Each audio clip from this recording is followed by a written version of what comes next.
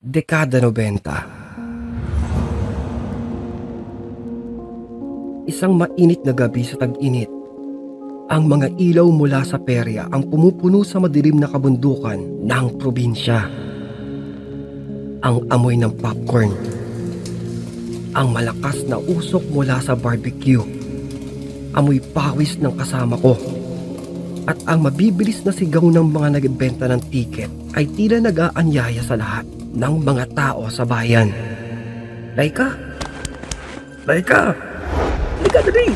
Siguradong mag-i-enjoy ka dito. Ha? Oo! Ano bang meron dito na hindi ko pa nakikita? Ikaw talaga? Ika niya na nakangiti pa sa akin pero halatang nang aasar.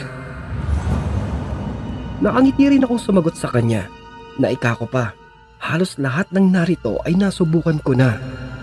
Ruweda, horror house, color game at mga baraha. Pero ang roller coaster, hindi ko pa nasusubukan. Dahil sa totoo lang, may kung anong bigat ang nararamdaman ko tuwing nakikita ang roller coaster na ito.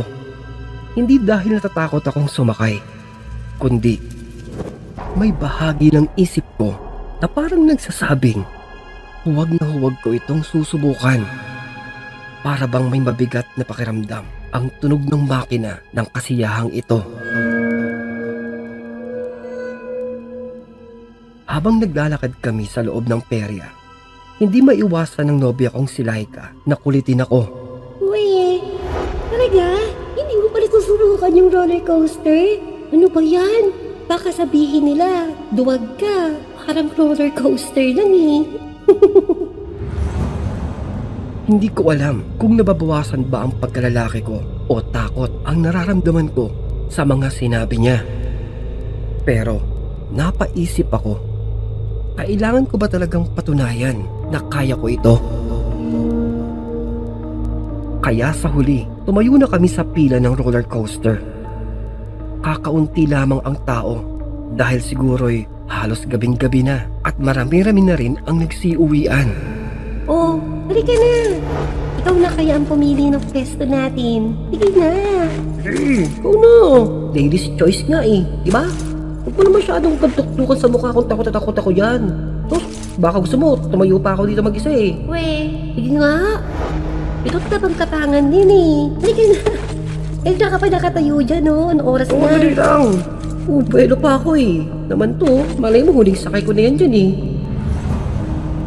Habang umaakyat kami sa hagdan ng platform, tumuro siya sa may gitnang bahagi ng mahabang roller coaster. Ika niya, dito daw kami. Mas ligtas at exciting pa rin.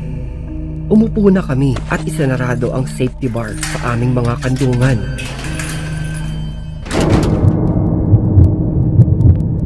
Dinig na dinig ko pa ang tibok ng puso ko.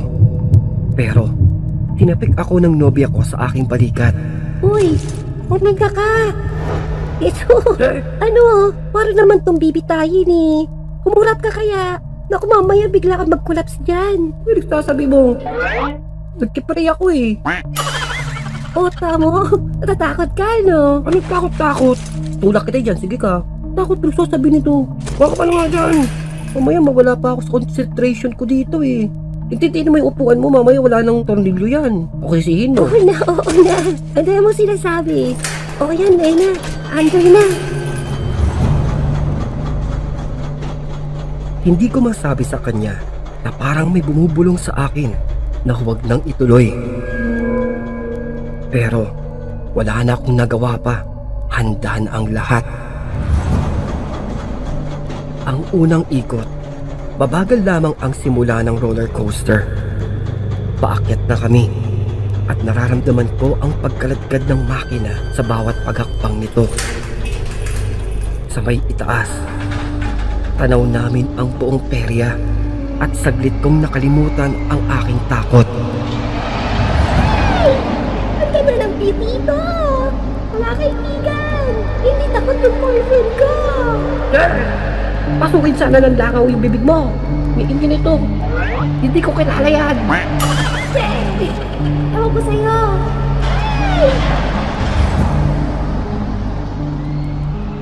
Tuwang-tuwa ang nobya ko habang tumuturo pa sa mga kumikislap na ilaw ng perya. Nang biglang bumilis ang takbo.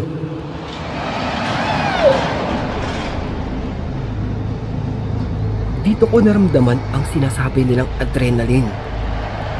Napasigaw na ang nobya ko at kahit papaano ay natatawa na rin ako. Ganito pala ang pakiramdam ng roller coaster. Nakakakaba pero nakakatuwa.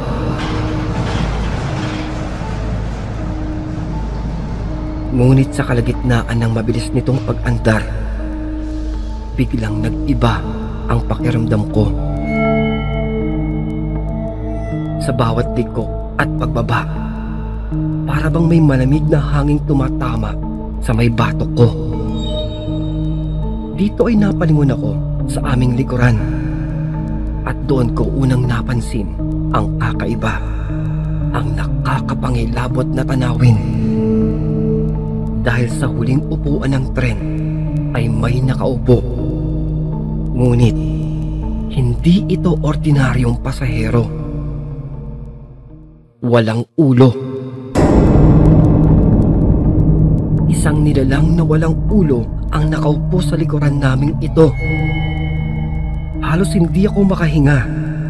Nakasuot ito ng lumang abito, parang isang pari, pero ang katawan nito ay hindi gumagalaw, na ang mas nakakapangilabot pa. May tila tumutulong likido sa may kwelyo nito. Parang dugo. Dito ay walang tigil kong tinatapik sa balikat ang nobya ko. Ika ko, may pugot na ulo sa may likuran namin.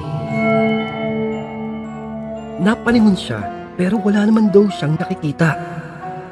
Tumawa lamang ito sa akin at sinabing, Che! Ako ay mo talaga. Baka nahihilo ka lang. Yan na! Hingi-hingi na mukha ka mo. May pagod na ulo na nigulat ka natin eh. Tinan mo. Ay, ewan ko sa'yo. Basta masaya ako. Roda mo! Kaya! Pero alam ko sa sarili ko, hindi ito isang imahinasyon. Ang malamig na hangin, ang mabigat na presensya. Totoo ang nakikita ko sa bawat mabilis na ikot ng roller coaster. Parang mas lumalapit ang nilalang. Para bang gusto akong abutin. Hindi ko na alam kung papaano ko nakayanan ang natitirang ikot. Sa bawat pagbaba, halos sumigaw ako ng gusto ko nang bumaba. Pero wala akong magawa. Mas malakas pa rin ang halakhak ng nobya ko kumpara sa may boses ko. Kaya parang hindi ako napapansin ng operator ng roller coaster. Pakiramdam ko, walang katapusan ang biyaheng iyon. Sa bawat pagkakataong napapalingon ako, naroon pa rin ang pugot na ulo.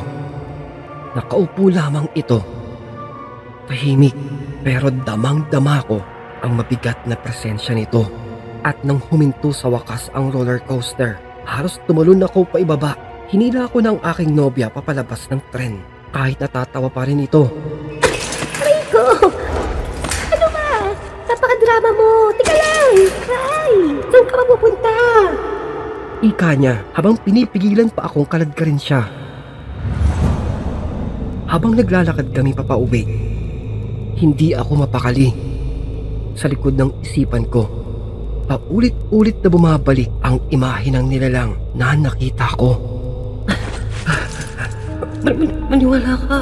Totoo yung sinasabi ko. Hindi yung guni-guni. Totoo yung nakita ko. May pugot na ulo ng pare sa likod ng roller coaster. Ano ka ba? Meron. Baka naman napagod ka lang. O kaya nahilo. Masyado mo lang iniisip eh. Halika nga, mabilis tayo ng tubig. Ika niya at halata ko sa boses niyang hindi ako siniseryoso. Pero hindi iyon nakapagpakalma sa akin. Sa bawat hakbang namin, pakiramdam ko ay may sumusunod sa amin. Palingalinga ako sa paligid pero wala akong makita. Pagka-uwi namin sa bahay, ikinuwento ko sa lola ko ang nangyari at hindi ko inaasahan ang naging reaksyon niya. Biglang tumahimik ang kanyang muka at para bang alam na niya ang sinasabi ko. Jomar, hindi mo ba alam? Matagal nang may kwento tungkol doon sa may lugar ng peryahang iyon. Ayon sa mga lumang kwento, doon daw ay may isang pari noong panahon pa ng mga Kastila ang binaslang doon mismo sa may lugar kung saan itinayo ang peryahang iyon. Kaya magmula noon, may mga nagsasabing nagpapakita ito sa may lugar mismo ng peryahang iyon. Napatigil ako sa mga sinabi niya. Parang biglang gumaan ang pakiramdam ko dahil hindi pala ako nag-iisa sa karanasang iyon. Pero hindi ko rin mapigilan ang aking takot. Ibig sabihin, Lola, totoo yung nakita ko? Totoo yun? Totoo yun. Pero, ang mahalaga, huwag mo na siyang hanapin pa o pag-usapan pa.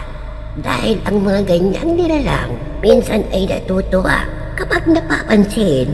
Kaya mas mabuti pang iwasan mo na ang siya'y maalala.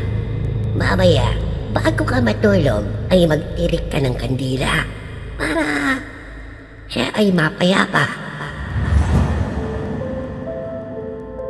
Simula noong gabing iyon, hindi na ako bumalik pa sa perya. Sa tuwing naiisip ko ang pugot na ulo ng pari, hindi ko maiwasan ang manginig. Hindi ko na hinayaan ang sarili kong sumubok pa ng mga sakayan kahit pa sabihing duwag ako. Sila na lang. Mas pinili kong maging payapa ang isip ko kaysa magpakalunod sa takot at pangangamba na magpahanggang sa ngayon. Tuwing nakikita ko ang mga ilaw ng perya sa may di kalayuan, bumabalik sa akin ang alaala ng gabing iyon. Hindi ko na malaman kung dapat ko ba itong ikwento o sarilinin na lamang. Pero sa bawat kwento ng iba tungkol sa paring pugot na ulo, naniniwala ako hindi tayo nag-iisa sa mundong ito. Sa mga peryahan kung saan ang saya at kasiyahan ang laging inuuna, hindi maitatanggi na may mga anino sa likod ng lahat ng ito. Anino ng minsan, kahit anong pilit nating kalimutan, ay mananatili sa ating alaala habang buhay. Nakabapalaghan.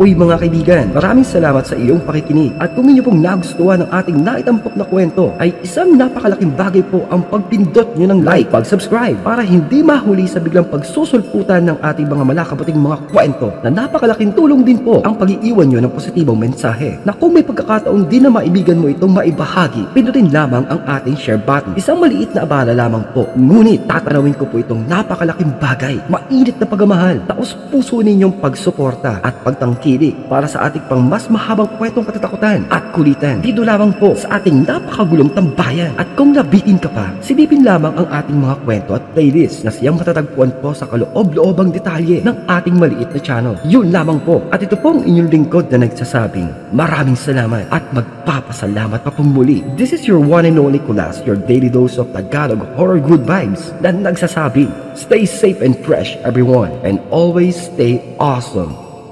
Peace out.